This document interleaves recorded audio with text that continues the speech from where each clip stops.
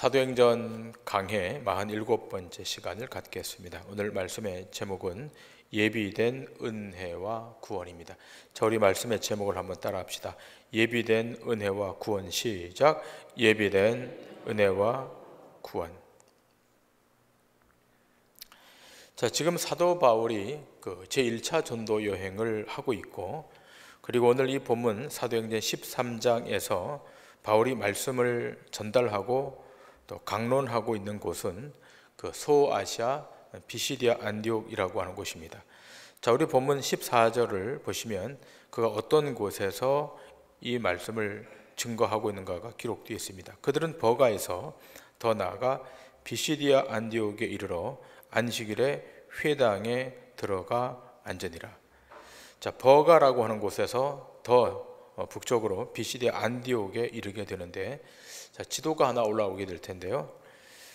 자, 이 지도를 보시면, 자, 이 지도가 그 당시 소아시아, 지금의 지명으로 말하면 터키 지도인데, 그 비시디아 안디옥이라고 하는 곳은 이 터키 내륙에 있는 곳입니다. 그러니까 사도 바울이 1차 전도 여행을 하면서 버가라고 하는 곳을 지나서 이 비시디아 안디옥까지 와서 지금 그 회당에서 하나님의 말씀을 강론하게 되는 것입니다. 자, 이 지도를 여러분 마음속에 잘 염두에 두시고 오늘 말씀을 보도록 하십니다. 여러분, 지난 제가 강해 46번째 강해 설교를 했을 때 여러분 그 말씀의 제목이 기억이 나시는지 모르겠습니다. 그때 그 말씀의 제목이 믿게 되는 신비한 일이었습니다. 왜 믿게 되는 것이 신비한 일인가? 그러니까 구원의 여정에 들어올 가능성이 없던 우리가 이해되지 않고 또 설명되지 않는 신비한 과정을 통해 구원의 자리에, 구원의 영역에 들어온 것이 신비한 일이라고 하는 것입니다. 여러분, 율법에 의하면 유대인들에게 예수 그리스도는 저주받은 자로 여겨지고 또 이방인들에게는 흉악한 범죄로 인해서 죽은 죄수에 불과한데, 그가 우리의 구원자로 인지되고 그의 은혜로 말미암아 구원받은 사실이 신비하고도 놀라운 일이기 때문에 그런 것입니다.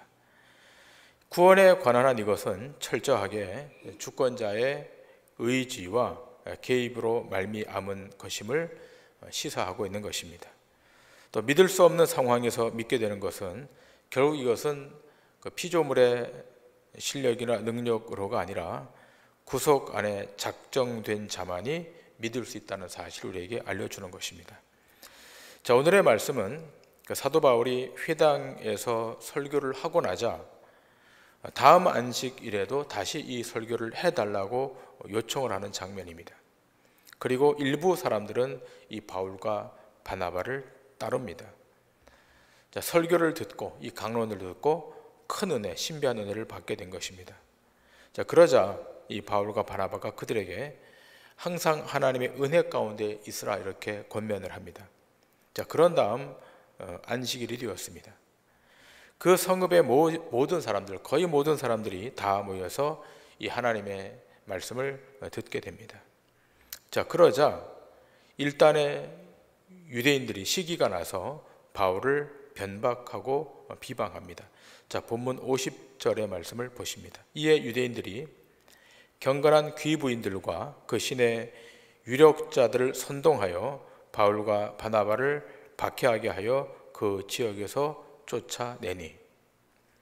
자, 경건한 귀부인들과 유력자들을 선동해서 바울과 바나바를 핍박하게 해서 쫓아내는 것입니다.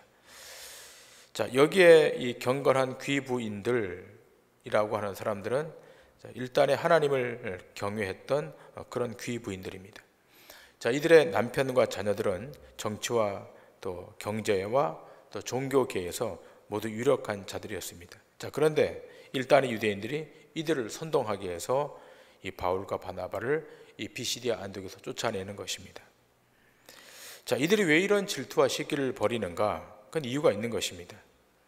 이방인들이 먼저 율법을 받아들이지 않고 하나님의 백성이 되는 길을 얻는다면, 다시 말하면 율법과 상관없이 의롭다함을 받고 하나님의 백성이 된다면, 그렇다면 지금까지 자기들이 고수해왔던 이 율법은 뭐가 되는가라고 하는 그런 반발 때문에 그런 것입니다. 자, 우리는 여기서 유대인들의 선민의식이 얼마나 대단한가를 확인하게 됩니다. 율법을 받지도 못하고 알지도 못하는 자들을 저주받은 자로 보고 있는데, 감히 이방인들이 예수를 믿는다는 단 하나의 이유로 하나님의 백성이 되는 것, 하나님의 백성 안에 편입된다는 것은 말도 안 되는 것이었기 때문입니다. 만일 그런 일이 일어난다면 율법이 천대를 받게 될 것이고 자기들의 전통과 역사와 혈통은 다 무효화되는 것이기에 유대인들 입장에서는 참을 수가 없었던 것입니다. 자, 그런 까닭에 지금 이 바울과 바나바를 핍박하고 여기서 내쫓아 버리는 것입니다. 마치 이와 같습니다. 여러분 가운데 보통 사람이 감히 가질 수 없는 어떤 특별한 회원권을 갖고 있다고 한번 생각하십시다. 자, 그러한 회원이 되기 위해서 엄청난 대가를 지불하고 그렇게 소유한 회원권인데, 만일 그 권한이 풀려서 아무나 가질 수 있게 되었다면 여러분 어떤 생각이 들겠습니까? 상당히 기분이 안 좋을 것입니다. 여러분, 요즘 서울의 비싼 아파트는 특별한 지위에 있는 사람들을 이렇게 섭외해서 선별해서 특별한 회원제로만 운영된다 그럽니다. 출입할 때마다 신분을 확인하고 또 지문인식이나 홍채인식을 통해서 그렇게 해야만 출입이 가능하다 그럽니다. 외부인은 참 엄격하게 통제한다 그럽니다. 우리와는 동떨어진 정서이지만 이런 지역에 사는 사람들에게는 자신들은 특별한 사람들인 것으로 여기는 것입니다. 아마도 그들 마음 가운데는 그런 마음이 자리하고 있을 것입니다. 아무나 이런 곳에 살 수 있겠는가? 적어도 내 정도의 레벨이 돼야지 살 수 있지. 이런 생각이 아마 무의식 중에 잠재의식 가운데 깔려 있을 것입니다. 자, 여러분, 그렇다면 이것이 이런 특정한 사람들만의 정서인가? 아닐 수 있다는 것입니다. 우리가 그럴 형편과 여건이 되지 못해서 이렇게 살아가고 있을 뿐이지, 만일 그런 형편만 주어진다면 그보다 더할 개연성이 우리에게는 충분히 있다는 것입니다. 그러므로 사회적 지위나 신분이 상승되기 위해서 그렇게 주야로 애쓰고 힘쓰고 살아가는 것이 일반 사람들의 정서인 것입니다. 자, 유대인들의 이러한 선민의식과 특권의식이 유대인에게만 장착되어 있던 것이 아니라 이 사실은 모든 사람에게도 다 내재될 수 있다는 것입니다. 자, 그러니까 이 본문에 일단의 유대인들이 바울과 바나바를 쫓아내는 이유가 바로 여기 있는 것입니다. 이 바울과 바나바가 전달하는 그 말씀으로 인해서 율법 체계가 무효화되고 유대인의 전통이 다 무력화된다면 자기들이 설 자리가 없기 때문에 이 바울과 바나바를 이 비시디 안디옥에서 밀어내는 것입니다. 자, 그런데 이렇게 쫓겨나는 바울과 바나바가 대단히 당당합니다. 전혀 비굴하지 않습니다. 우리를 쫓아내지 말아달라고 타협하거나 거기에 무릎을 꿇지 않습니다. 자, 지금 이 바울과 바나바가 이 비시디 안디옥에 물건 팔러 들어간 것이 아닙니다. 그들이 이 지역에 들어갔던 것은 영생의 문제를 가지고 들어간 것입니다. 사람이 죽고 사는 문제를 갖고 바울과 바나바가 이 비시디 안디옥에 들어간 것입니다. 단지 목숨이 죽고 사는 문제가 아니라 영생이냐 아니면 영벌이냐, 천국이냐 지옥이냐가 결정되는 그런 중요한 메시지를 가지고 여기로 들어간 것입니다. 그러므로 복음을 듣지 않거나 거절하는 자들에 대해서 청원하지 않습니다. 매달리지 않습니다. 당당하게 하나님의 말씀을 담대히 선포하고 있는 것입니다. 사람들의 비유를 맞추는 것이 아닙니다. 하나님이 구별하여 택하신 자가 있다면 그는 반드시 복음 안으로 들어올 것을 믿고 그렇게 하고 있다는 것입니다. 만일 이렇게 복음을 증거했음에도 불구하고 믿는 자가 나오지 않는다면 그것 또한 하나님의 섭리 안에 있다고 믿는 것입니다. 그래서 핍박을 받고 쫓겨나면서도 오늘 본문에 보니까 기쁨과 성령이 충만했다라고 기록하고 있습니다. 여러분, 오늘 이 밤에 참여한 우리 모두에게도 이런 복음 안에서 이러한 담대함이 우리 가운데도 겸비되어야 될 줄 믿습니다. 담대함이 있어야 됩니다. 복음에 대해서, 말씀에 대해서 담대해야 되는 거예요. 우리를 일으켜 세우는 것, 우리의 삶을 다시 견고히 세우는 것은 바로 복음, 하나님의 말씀밖에 없기 때문에 그런 것입니다. 자, 오늘 보면 46절을 보면 이렇게 기록되어 있습니다.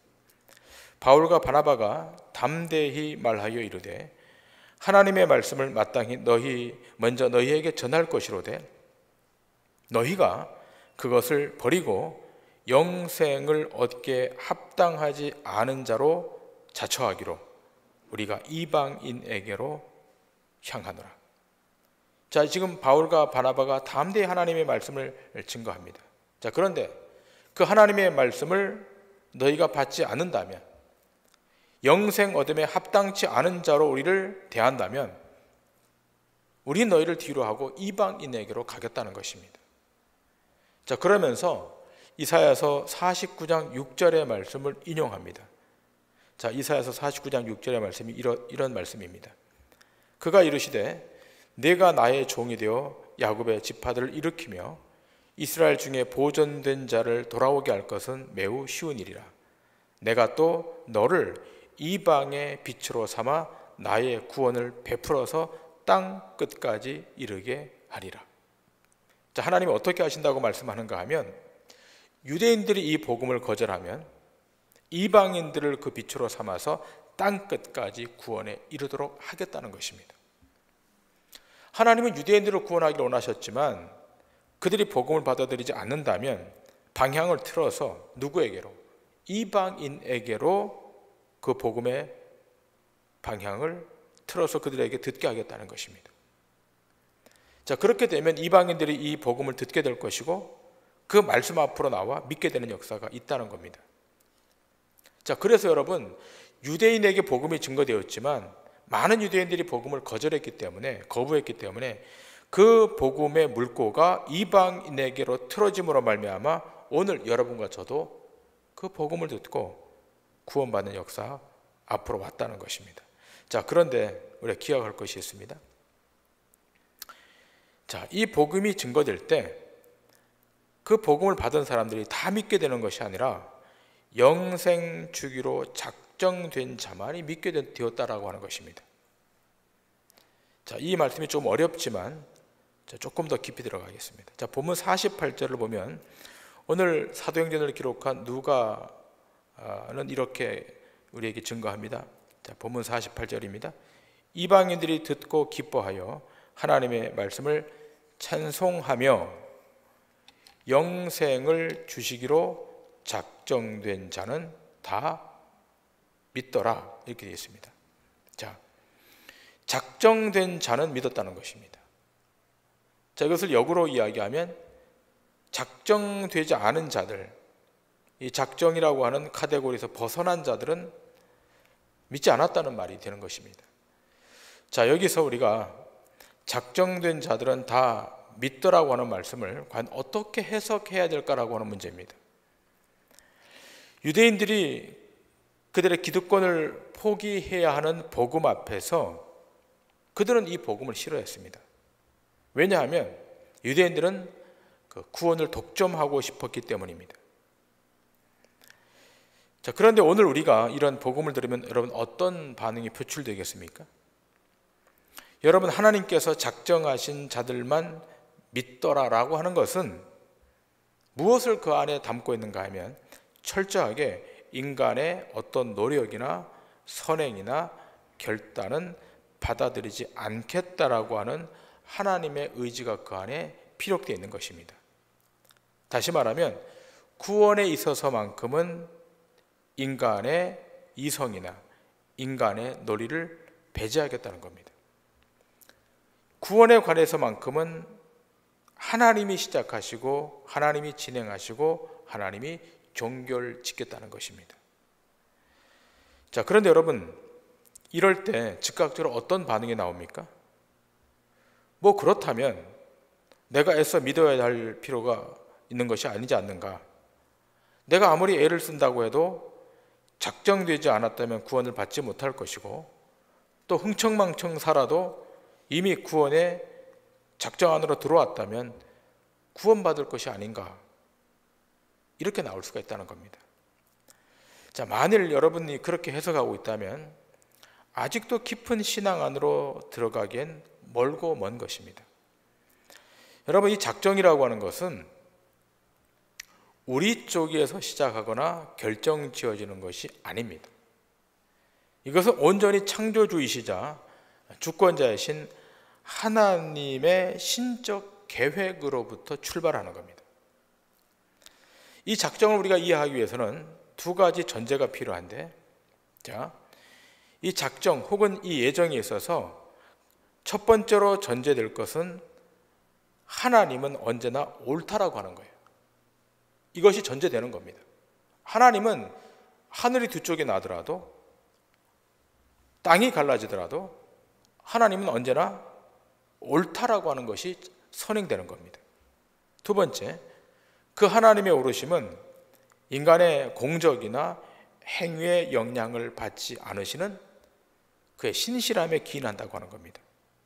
이 두 가지가 선제될 때 하나님의 작정, 하나님의 예정을 이해할 수 있는 겁니다. 그러니까 하나님은 항상 옳은 분이십니다. 그 옳으심이 신실함으로 계속 드러나고 발현되고 있다면 구원에 대한 하나님의 작정과 예정에 의문을 가져서는 안 되는 거예요. 우리가 하나님의 작정과 예정에 대해서 의구심을 갖는 것은 하나님의 절대적 옳으심에 문제가 있다고 여기기 때문인 겁니다. 그리고 하나님은 지금도 신실하게 이 세상과 역사를 이끌어 가고 계신다는 그 신실함에 의문을 제기하고 있기 때문인 겁니다.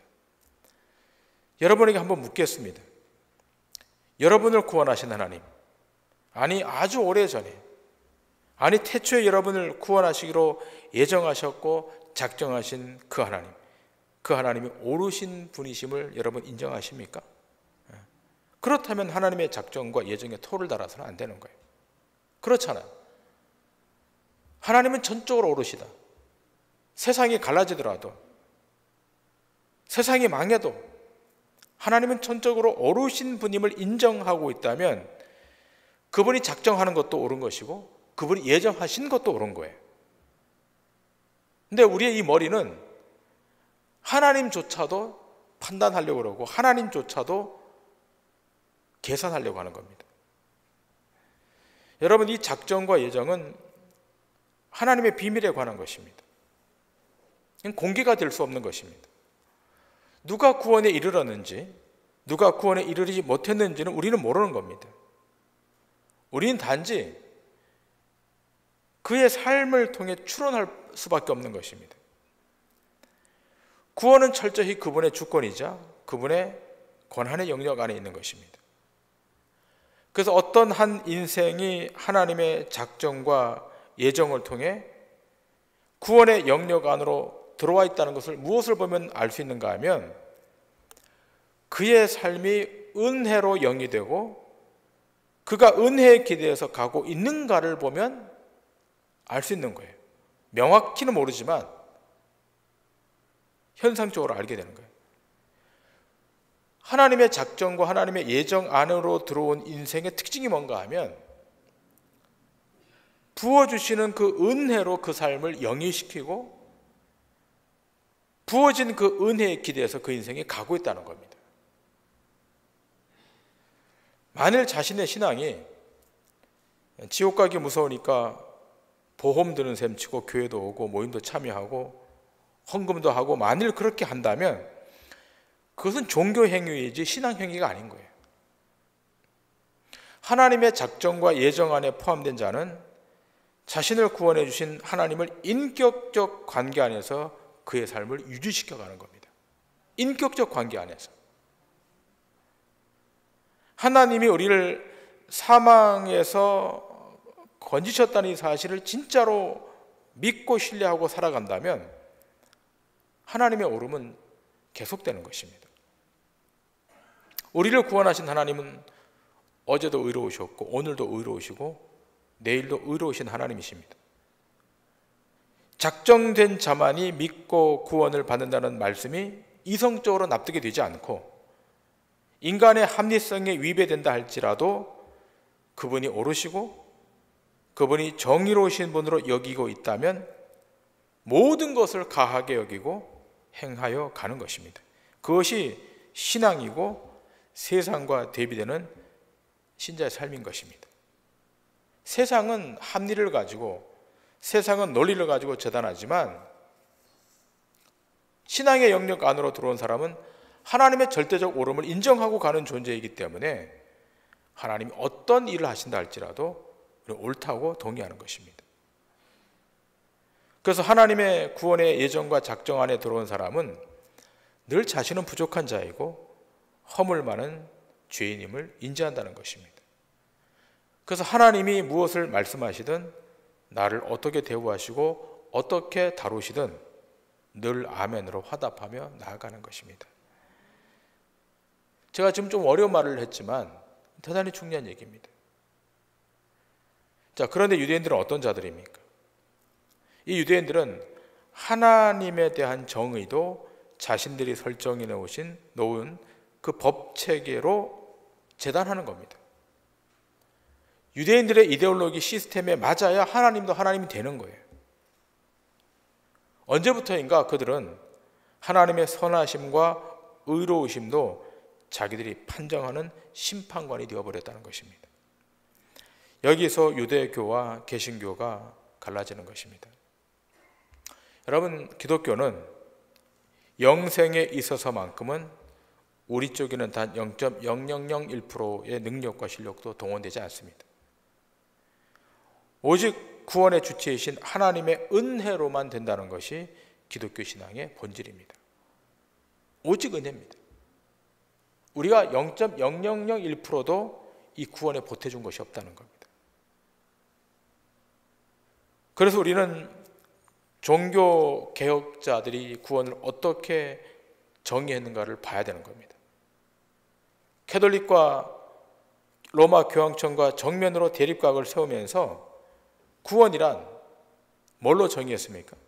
솔라 그라티아, 오직 은혜로만 된다는 것으로 개혁자들은 정의하고 프로테스탄트 항의했다는 것입니다.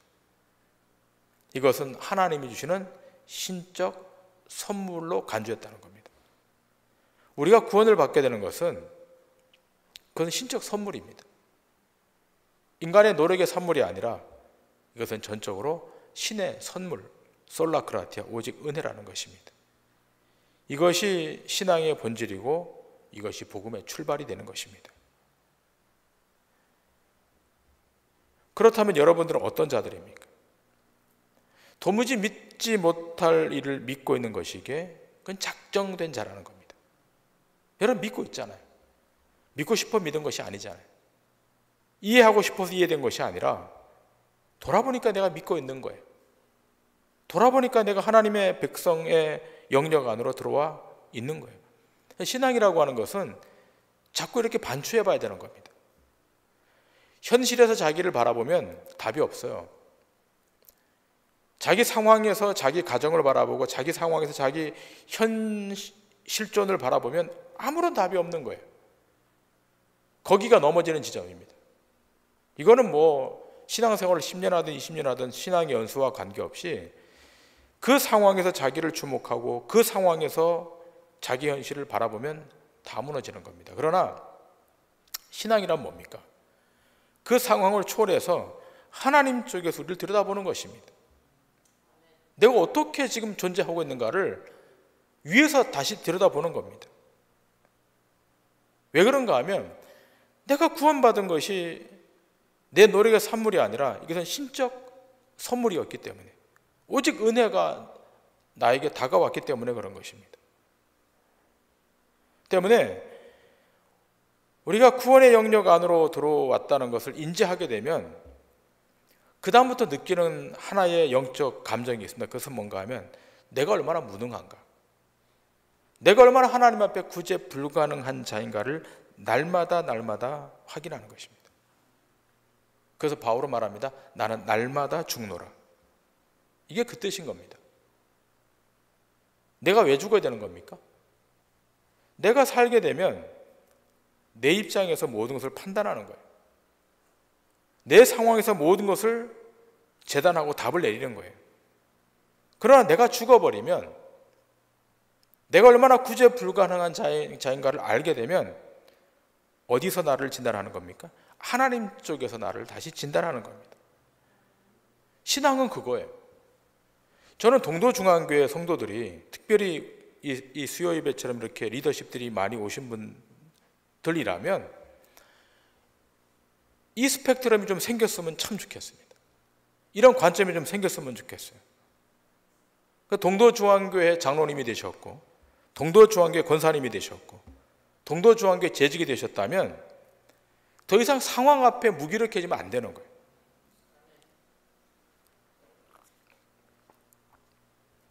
더 이상 다가오는 어떤 그 여건 앞에 흔들리면 안 되는 거예요.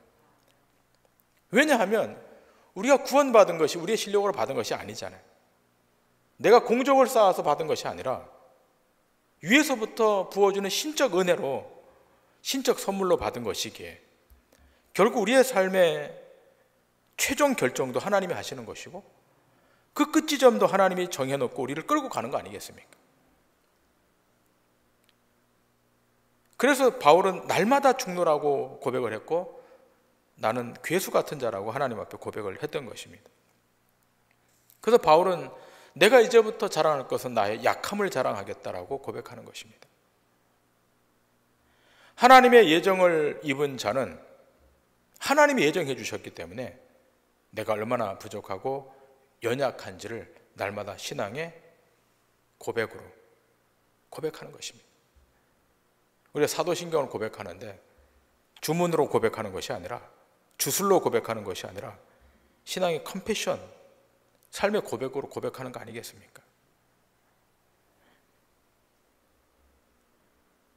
그런데 세상은 다르잖아요. 세상은 자기 힘으로 말하고 자기 힘으로 걸어다니고 자기 힘으로 일하고 자기 힘으로 산다고 생각을 해요. 어쩌면 그것은 자연스러울 수 있습니다. 세상은 그럴 수 있습니다. 그 힘과 에너지로 내 자아를 실현하고 내가 마음껏 하고 싶은 대로 하며 살아가는 것을 낙으로 삼습니다. 세상은 그렇습니다. 그러나 신자는 다릅니다. 성경은 이 모습을 허용하지 않습니다. 신자에게 이 모습을 허용하지 않습니다. 신앙의 영역은 우선순위를 명확히 하고 삶의 본질을 분명히 하는 것으로부터 시작되는 거예요. 하나님께 의존하지 않고 사는 인생, 자기 스스로 세워가는 인생을 성경은 죄인이라고 그래요. 죄를 져서 죄인이 아니라 창조주 앞에 독립하려고 하는 게 죄인인 거예요. 아담과 하와가 왜 문제되는 겁니까? 독립적 주체로 살아가려고 하니까 문제가 되는 거예요. 에덴 동산 안에서의 아담과 하와는 독립적 주체가 아니라 의존적 주체인 거예요. 누구를 의존해야 되는 겁니까? 그를 만드신 하나님을 의존하는 자들이 아담과 하와예요. 자, 그런데 죄가 들어오면서부터 어떻게 해요? 하나님 필요 없고 내가 스스로 존립하겠다는 거예요. 그걸 성경은 죄인이라고 하는 겁니다. 윤리적으로, 도덕적으로 범죄한 것만 죄라고 말하고 있지 않고 성경에서의 죄는 창조주 하나님 앞에서 자기가 스스로 자립하고 존립하려고 하는 것이 죄인이라는 겁니다. 우리가 왜 지금 세상의 가치와 싸우는 겁니까? 세상의 모든 인본적 가치들은 스스로 자립하려고 하는 거예요. 스스로 그 가치를 세워서 누가 지금 싸우는 겁니까? 창조주와 하나님과 싸우려고 하는 겁니다. 때문에 하나님의 예정과 작정을 인정한다면 우리는 단 한순간이라도 그 하나님이 은혜를 부어주지 않으면 살 수 없다는 사실을 인지하게 되는 것입니다. 저는 동도중앙교회 성도들이 이 단계 안으로 좀 나갔으면 좋겠습니다. 과거의 신앙의 그 패러다임으로 우리의 신앙을 경주하면 안 됩니다. 과거에 그랬다고 해서 그 신앙의 패러다임, 그 신앙의 행태, 그 신앙으로 우리의 신앙을 코로나19 이후에 지속할 수 있겠는가? 없다는 겁니다. 생각해 보세요. 코로나19로 인해서 컨택이 안 되잖아요. 만날 수가 없잖아요. 그럼 만날 수 있는 것이 있습니다. 뭡니까? 하나님 앞으로 나와 하나님을 만날 수가 있잖아요. 그런데 하나님 앞으로 나오지 않고 실존적 하나님 앞에 나와서 하나님을 1대1로 단독자로 만나는 그 만남의 시간조차도 거절한다면 세상 안에 던져진 신자는 마치 자연인과 똑같아지는 겁니다. 생각해 보세요. 한 달만 교회에 나오지 않고, 한 달만 말씀 안 읽고, 한 달만 기도 안 하고, 한 달만 그대로 한번 살아보세요. 저 세상에 있는 A라고 하는 사람, 세상에 있는 B라고 하는 사람과 동등한 삶의 패러다임을 살아갈 거예요. 때문에 하나님의 작정과 예정 안에 들어와 있는 인생은 날마다 그의 은총과 자비를 구할 수밖에 없는 것입니다. 이거는 장로님들도 구하셔야 돼요. 권사님들도 구하셔야 돼요. 집사님들도 구하셔야 되고 저 주일학교 아이들까지도 그 은혜와 은총을 구해야 되는 것입니다.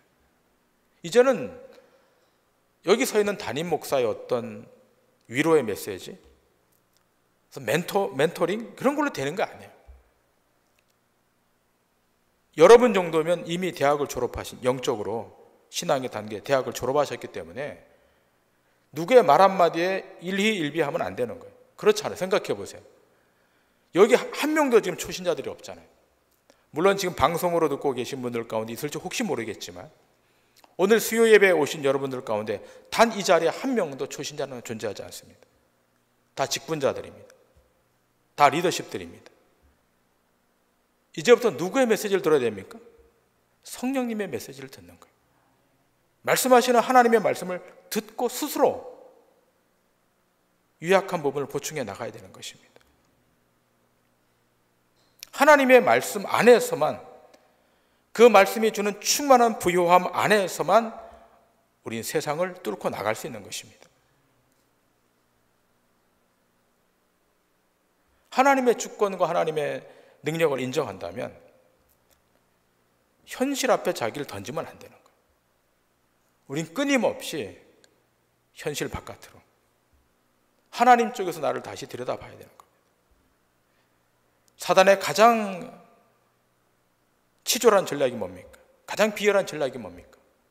우리를 환경 속에 밀어넣는 거예요. 우리를 문제 안에 밀어넣는 거예요. 그리고 그 문제를 확대시키는 겁니다. 이게 사단의 전략입니다. 그러나 하나님의 예정과 작정 안에 있는 사람은 어디로요? 상황 안으로 들어가는 것이 아니라 하나님의 은혜 안으로 들어가는 것입니다. 하나님의 은혜 안에서 하나님의 영광을 보는 것이고 하나님의 은혜 안에서 생명의 나라를 조망하는 것입니다. 로마서 9장 10절 이하 이렇게 바울은 말합니다. 그뿐 아니라 또한 리브가가 우리 조상 이삭 한 사람으로 말미암아 임신하였는데 그 자식들이 아직 나지도 아니하고 무슨 선이나 악을 행하지 아니한 때 택하심을 따라 되는 하나님의 뜻이 행위로 말미암지 않고 오직 부르시는 이로 말미암아 서게 하려 하사 리브가에게 이르시되 큰 자가 어린 자를 섬기리라 하셨나니 기록된 바 내가 야곱은 사랑하고 에서는 미워하였다 하심과 같으니라. 그런즉 우리가 무슨 말을 하리요? 하나님께 불의가 있느냐? 그럴 수 없느니라. 모세에게 이르시되 내가 긍휼히 여길 자를 긍휼히 여기고 불쌍히 여길 자를 불쌍히 여기리라 하셨으니 그런즉 원하는 자로 말미암음도 아니요 다른 박질하는 자로 말미암음도 아니요 오직 긍휼히 여기시는 하나님으로 말미암음이리라. 하나님이 야곱은 사랑하고 에서를 미워했습니다. 여기 토를 달면 안 되는 거예요. 아까도 말씀드렸던 것처럼 하나님은 절대적으로 선하시고 절대적으로 의로우시기 때문에 우리가 에서가 약하다고 해서 에서 편에 설 필요가 있는 것이 아닙니다. 하나님의 절대적 오르심이 선제되었다면 여러분을 들여다보는 거예요. 나를 들여다보는 거예요. 내가 에서 편에 설 수밖에 없었던 존재인데 어떻게 내가 야곱의 대열에 서서 구원의 반열 안으로 들어왔는가? 신비고 은혜인 것입니다. 바울은 에베소 교인들에게 이렇게 말합니다. 찬송하리로다 하나님 곧 우리 주 예수 그리스도의 아버지께서 그리스도 안에서 하늘에 속한 모든 신령한 복을 우리에게 주시되 곧 창세 전에 그리스도 안에서 우리를 택하사 우리로 사랑 안에서 그 앞에 거룩하고 흠이 없게 하시려고 그 기쁘신 뜻대로 우리를 예정하사 예수 그리스도로 말미암아 자기 아들들이 되게 하셨으니 이는 그가 사랑하시는 자 안에서 우리에게 거저 주시는 바 그 은혜의 영광을 찬송하게 하려는 것이라. 아멘. 창세 전에 그리스도 안에서 우리를 택하사, 창세 전에 택했다는 거예요. 왜 택하셨습니까? 모릅니다. 왜 택했는지. 그러나 확실히 아는 것이 있습니다. 예정되었기 때문에, 작정되었기 때문에. 애를 쓴다고 힘쓴다고 될 일이 아닌 것입니다. 놀라운 것은 돌아보니까 하나님의 주권적 은혜가 내게 미친 거예요. 우리는 그걸로 살아가는 겁니다. 한국교회가 그동안 너무 프로그램에 의존했잖아요. 무슨 어떤 프로그램. 그 프로그램 때문에 뭐가 상실되었습니까? 하나님이 도대체 어떻게 우리 인생 가운데 밀고 들어오셨는지, 하나님이 어떻게 우리 가정 가운데 역사하고 계셨는지는 다 놓치는 거예요.